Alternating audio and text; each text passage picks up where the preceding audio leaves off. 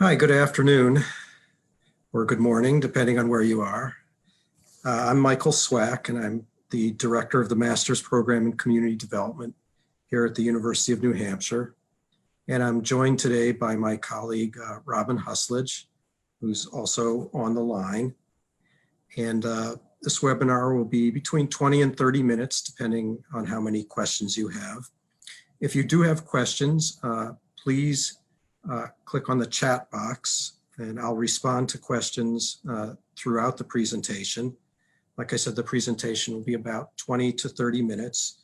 And in going over the program and community development, I'll talk a little bit about the format, the curriculum, the application process, financial aid, and any other questions you have about the program. So let me start by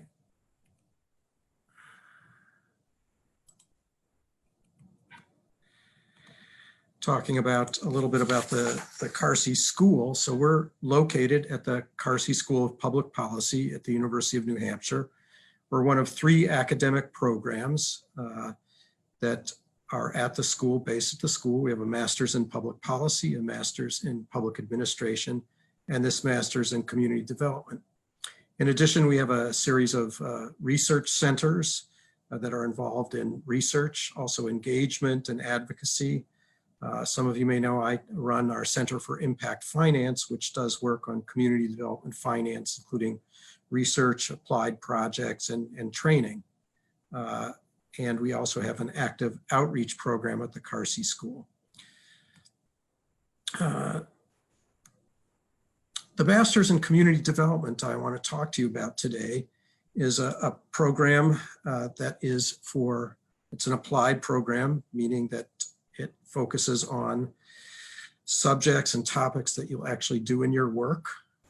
It's a program that is interdisciplinary, and it's a program that's run in a format that is a cohort format, meaning that you go through with a group of people from start to finish. Typically the cohort is, each cohort is under 20 people, so you get closely connected to the people you're with. And as I'll describe later in the format, it's 2 weeks on campus and then online for a fall and spring term, 2 weeks again on campus the following summer. The 2 weeks on campus is followed by continued coursework online. So the program from start to finish is 14 months starting in June. The focus of the program is a capstone project that occurs over each of the 4 terms and is accompanied by classroom learning, and I'll go over that in a minute, so that the project is connected to a course each term. In addition, you take courses in management, finance, public policy, and it focuses on skills in management, finance, financial management, policy analysis, as well as a series of elective courses ranging from housing courses to public health to a range of other courses, including community development finance. The curriculum you see here is a set of core required courses, the integrative approaches, which is the introductory course, and I co-teach that course, in which you're asked to think about theories of development and how they relate to practice. Then courses in policy analysis, economic analysis, and organization and fiscal management. This experiential learning is the 4 project courses in project design, implementation, management, and evaluation. And these are 4 courses you take concurrently with actually carrying out a project in your community. So a little bit about the capstone projects. There are a range of opportunities. A capstone project is intended to focus on something that you want to be doing. So the project can be anything from starting a new program or thinking of starting a new program and outlining how that would work at your existing organization. It could be an evaluation of an existing program. It can be to develop a new program within your organization or a new project within your organization. There's a lot of flexibility in the capstone projects. Essentially, we want you to be doing something that will help further your career. And as I mentioned, as you see on the bottom of this slide, the project course, what you do in your project is accompanied by a series of 4 courses that build skills in the project. Many people choose to do a project in the organization that they're with. They can build that right into their work experience, and so it becomes a capstone project and contributes to your work as well. Others are interested in doing a project outside of their work, not related to their work, that will help them build a new skill, or perhaps build an opportunity to create a new employment opportunity when you leave the program. So again, the key point here, there's a lot of flexibility in the capstone projects. One of the questions we often get is, do I have to have a project when I come into the program? And the answer is no. Much of the first term is spent defining what your project would be. You may come in with an idea. You may not even have a specific idea when you come, but that first term will be working through a range of ideas, and at the end of that term, coming up with an idea for your project. I would say probably half the people who start the program don't know what their project is, have no idea when they start, and the other half have a pretty good sense of what they want to do and refine that idea throughout that first term. This is just an example, and I'm going to skip over this, but I want to give you a sense of the tools and skills that are developed in the project course. So you'll see all sorts of data collection, surveys, interviews. We also do data analysis and look at statistical analysis tools, project monitoring and evaluation. We use the logic model framework to develop that, which means you look at project goals, you look at inputs, you look at activities, then you look at outputs and outcomes. This is a standard method, and again, we use this to help you focus your project activities. Here's an example of the logic model and how you might outline some of your activities as you carry out your project in developing your project management. Again, we had a whole range of projects, both in the United States and overseas, related to a whole range of issues from business and economic development to health policy projects to affordable housing. Again, a pretty wide range. Again, here's some pictures and examples of a particular project here, and shows some of the skills and some of the outcomes related to a particular project.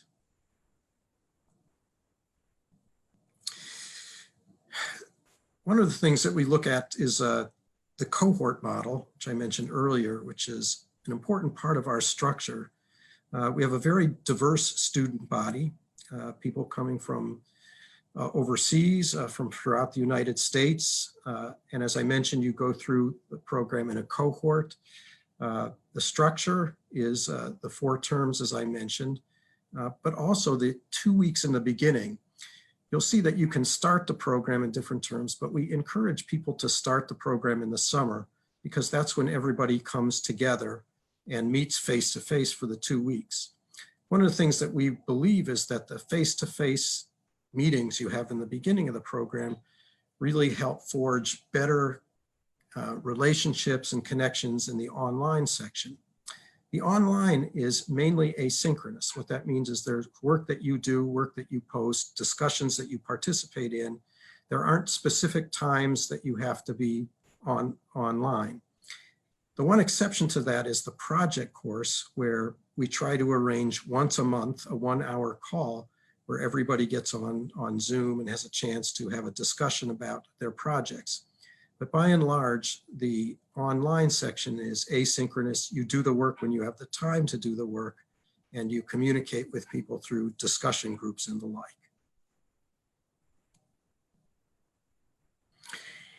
Here you see just a few profiles of recent graduates of the program and some of the work they're doing and some discussion of their capstones projects. As you see, a couple of the capstone projects there Maria worked on decreasing violent behavior and negative life attitudes, working with youth in Oakland, California. Andrew Becker worked on developing a savings group program in Guatemala. Another project was addressing food insecurity in Georgetown, Massachusetts. So a pretty wide range of projects. A little bit about the structure of the program. It's a 36 credit program, and you take 9 core courses, which includes the 4 project courses, and 3 electives. As we mentioned, it's career focused so that you can partner with your employer for your capstone. You work with faculty advisors, and in addition, for those who are looking to change careers, to get into community development, or to change your particular job, we do provide support and networking assistance throughout that process. So let me just check and see, Robin, are there, let's see, a couple of questions. Are there questions that you have online there? Anything yet? I just had to unmute myself, Michael. We did have one question about when students typically start the program, like which term, and also when would the application deadline be for that term start? Okay, so I have a slide on that in a minute, but let me answer the question. We encourage people to start the program in June of each year. So the program starts this coming summer. I believe it's June 7th, and runs for 2 weeks on campus. Actually, 2 weeks and an additional day. And you can complete the course in as little as 14 months. And you can also, if you want to stretch it out because of demands on your work life, for example, or on your personal life, you can complete in 18 or 24 months, depending on how many courses you take during the online sessions during the fall and spring terms. So 14 to 24 months, I would say that most of the people who start the program complete in the 14-month period, which means taking courses in the summer, at least 2 courses in the spring and in the fall and spring terms, and then 4 courses again in the summer terms. We had a couple more questions come in, Michael. How long is post-graduation career assistance available? Is one of them. I'd say pretty much forever. I would say that we routinely get calls from graduates saying, you know, we're looking to change jobs. We get a lot of people who send postings and ask us about jobs. So really, we're pretty much available on an ongoing basis.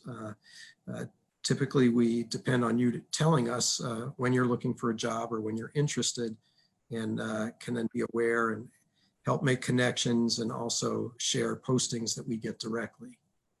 We also have a Facebook page for our alums where any jobs that come in that we're aware of, we post on there, and any of our alums are also welcome to post jobs on that site as well.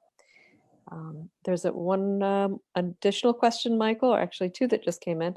Okay. How long are the terms between the 2 summer terms? So maybe you could just talk about the duration of the summer term, right? And then how long the terms are in the fall and the spring.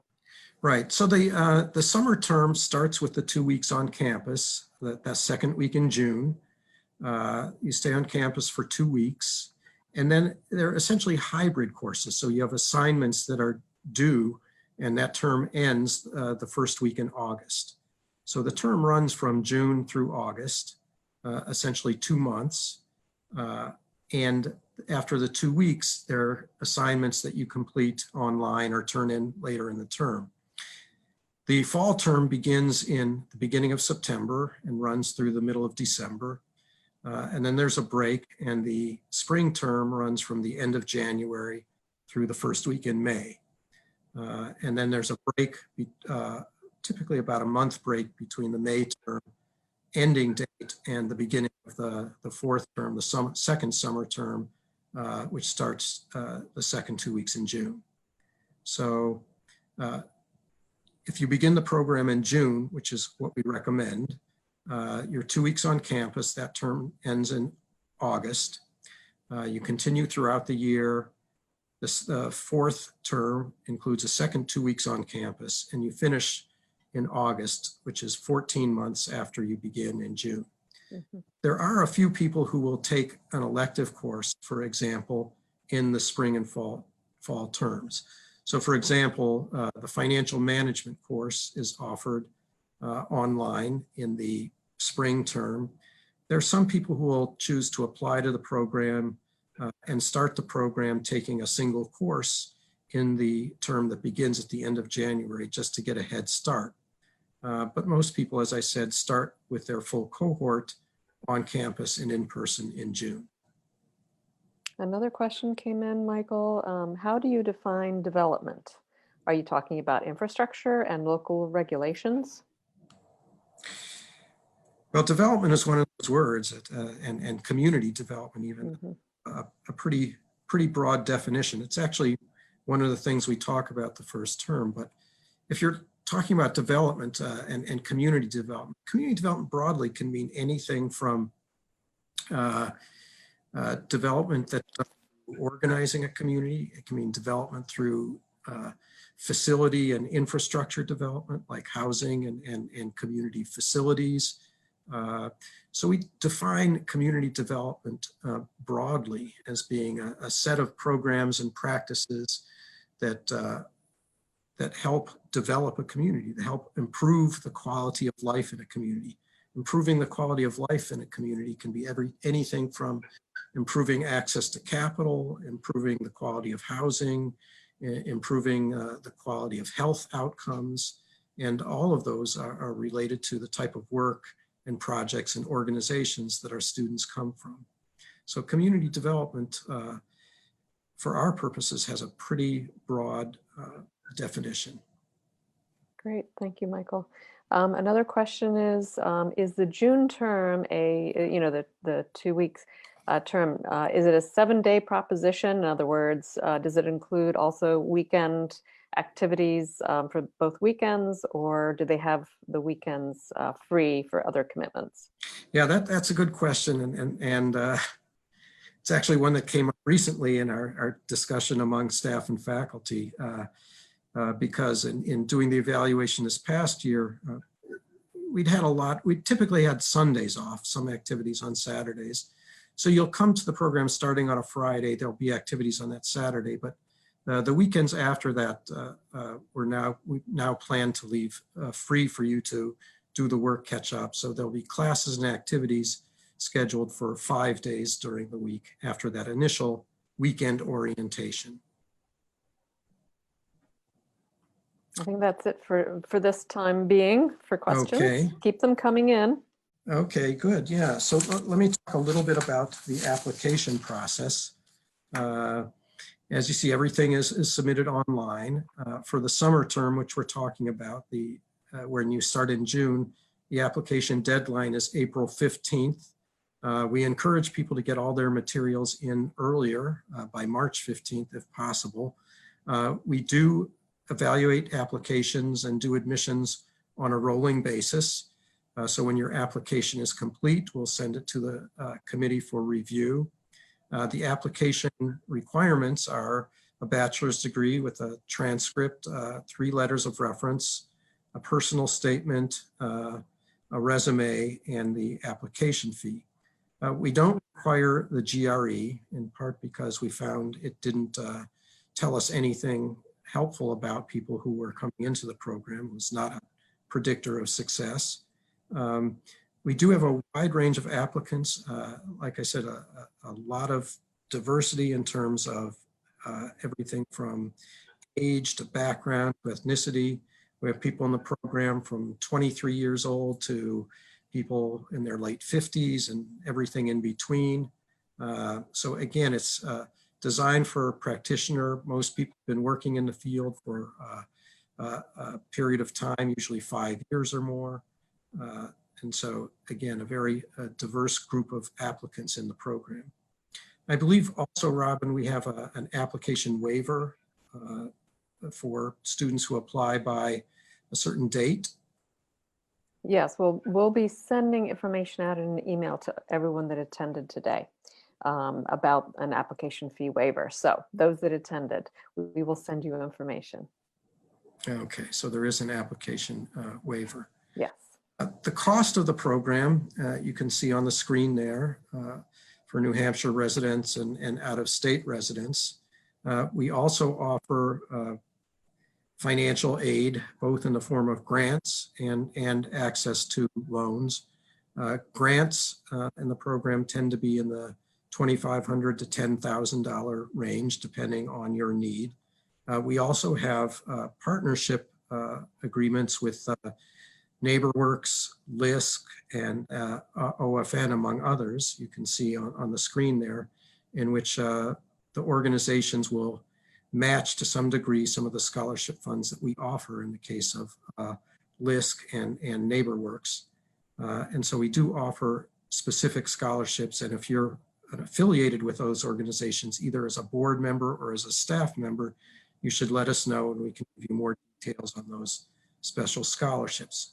One does not need to be a member or an employee or a board member of those programs to qualify for financial assistance. So we would encourage people to apply for financial aid. And as I said, we offer both grant opportunities as well as access to loans. Again, just to give you a sense of range of projects, this is over the last 7 years or so, 8 years, the number of projects, countries, where people come from. It's a picture of Sam Sands with two of the people who participated in the project that he developed for youth. And you should also feel free to contact us for more information. You have both the email addresses and the phone numbers, and can access directly any of us listed on the screen there for information about the program, project, financial aid, anything else you have questions about. We had some more questions come in, Michael. Okay. Do all students have to stay on campus, or can I commute? Yeah, good question. So most people stay on campus simply because they aren't within commuting distance. If you are within commuting distance of the University of New Hampshire, you're welcome to stay at home and commute. I mean, one of the benefits of staying on campus is really getting to know the other participants, and you know, people make close friendships. Often when I talk to people from a particular class, they'll tell me who they've been in touch with and who they stay in touch with. So when you're on campus, you not only take classes together, you'll often study together, have meals together, hang out together. So we encourage people to stay on campus, but if you're within commuting distance, you're welcome to do that. Another question is the program eligible for the New England University's tuition break? I believe it is, yeah, because I think all of the programs at UNH are. Robin, do you know otherwise? I believe it is, and the information is on our website about that. I think it depends on the state. So depending on what state you live in. Yeah, you should check on the website. It has that information. Yeah. But what that means for those who aren't sure is that if there's an agreement among the public universities in New England to share essentially as in-state tuition for students from those states. So that would give you a little bit of break on your tuition. A question came in, can I attend the program even though I'm not currently working in the development sector? Oh yeah, good question. Yes, and we do have people each year coming from different professions who are looking to move into some aspect of community development, whether that be economic development, housing, finance. We have a number of people taking the program. And again, you have the opportunity through your electives and through your project to really specialize in a particular area. I know I've worked with students who've come who really want to build their skills in community development finance, for example, and work with a CDFI or improve their skills in working with a CDFI, that's a community development financial institution. That's just one example. But through the project and through electives, there really is the opportunity to focus on a particular topic that's of interest to you. So yes, we do get people who are coming from outside the field of community and economic development who get into the program in order to develop skills, make contacts, and find employment in that area. Another question is, what kinds of jobs can I expect to apply for after I complete my degree? Yeah, again, I touched on that a little bit, but based on what you focus on in your project, for example, the best way when people are thinking about changing careers or jobs within the field of community development is to develop a project in which you get some experience and build some skills in that area. So the range of jobs ranges from people working in affordable housing, micro enterprise, community health. Robin, help me. What are some of the other places that our students are? Non-governmental organizations. They had international non-governmental Yeah. organizations. Yeah, quite a few are working on the national scene. Also, public agencies. We have students who work in public agencies for state and local government that focus on community development. So that's another area of work. Advocacy work. There are also students who, I'm thinking now of some of our alums who work in philanthropic foundations. And we have students who work in for-profit organizations too. I'm thinking now of a student who works as a community development officer in a bank that does community reinvestment lending. So again, a pretty wide range of nonprofit and NGO sector, public sector, and some private sector as well. I think that's all the questions that I see posted so far. Good. Well, again, thank you for joining us today, and feel free to contact any one of us, myself or Robin. Sanjeev Sharma, a colleague of ours, is also there. He manages our admissions, and any questions around admissions, once you start, you'll be in touch with Sanjeev as well. And I encourage you to get back to us with any questions if you're considering applying to the program. So thank you for joining us today, and we'll be signing off now. Thank you very much.